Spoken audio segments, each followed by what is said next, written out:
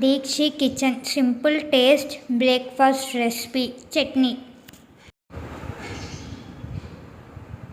Bowl తీసుకోవాలి.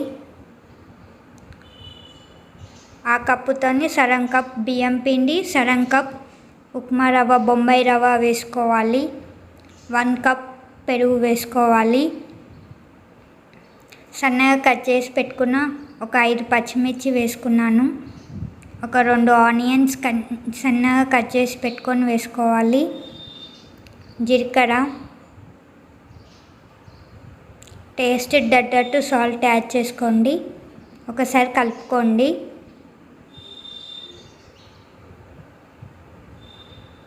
అన్నీ ఒకటే కప్పుతోని తీసుకోవాలండి. నేను పెరుగు ఏ కప్పుతో తీసుకున్నాను అదే కప్పుతో నీళ్ళు పోసుకుంటున్నాను. 1/2 కప్ నీళ్ళు పోసుకుంటున్నాను. ఇంకా కొన్ని అలానే ఉంచుతున్నాను నీళ్ళు.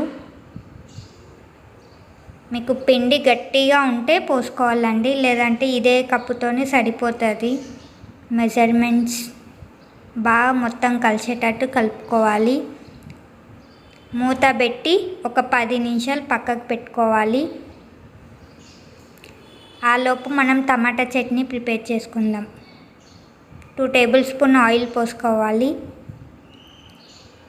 చిటికెడు మెంతులు వేసుకోవాలి.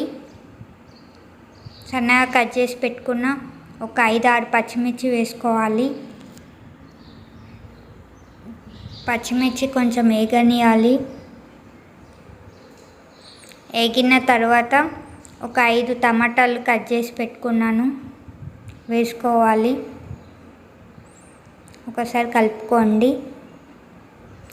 మూత పెట్టి ఒక 5 నిమిషాలు మగ్గనియండి.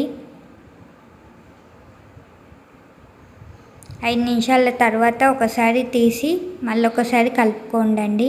చింతపండు వేసుకోవాలి. చిటికెడు పసుపు వేసుకొని ఒకసారి కలుపుకోండి. టమాటాలు ఇంకా కొంచెం మగ్గాలి కదా అండి. మళ్ళీ మూత పెట్టుకొని మళ్ళీ ఒక 3-4 నిమిషాలు మగ్గిన తర్వాత చల్లారి పెట్టుకోండి. స్టవ్ ఆఫ్ చేసి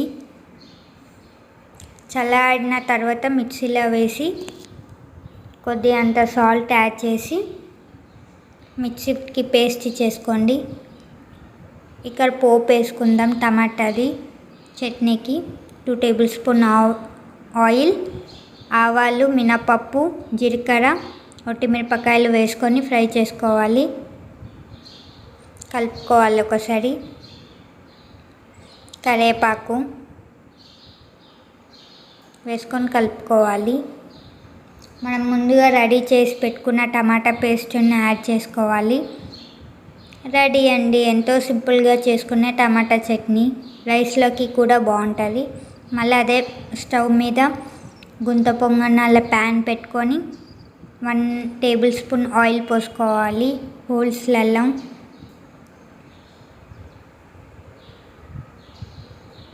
ఆయిల్ ప్యాన్ హీటెక్కిన తర్వాత దీంట్లో వంట సోడానన్నా యాడ్ చేసుకోవచ్చు, లేదంటే ఈనో ఉంటే ఈనో యాడ్ చేసుకోండి మీ దగ్గర.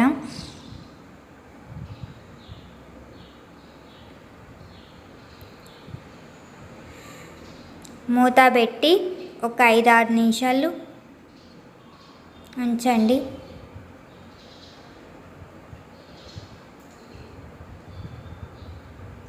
కిందికి మంచిగా కాలింది అండి. మళ్ళీ ఉల్టా చేసుకొని మళ్ళీ ఇటు పక్కగా కాలాలి కదా, లేదంటే ఒక పక్కనే కాల్చుకుంటే పిండి పిండి ఉంటుంది. బియ్యం పిండి ఎందుకంటే కొంచెం క్రిస్పీగా రావడానికి. మళ్ళీ ఒక 3 నిమిషాలు ఉంచుకుంటే రెడీ. నా ఛానల్ మీకు నచ్చి like, share, subscribe my YouTube channel.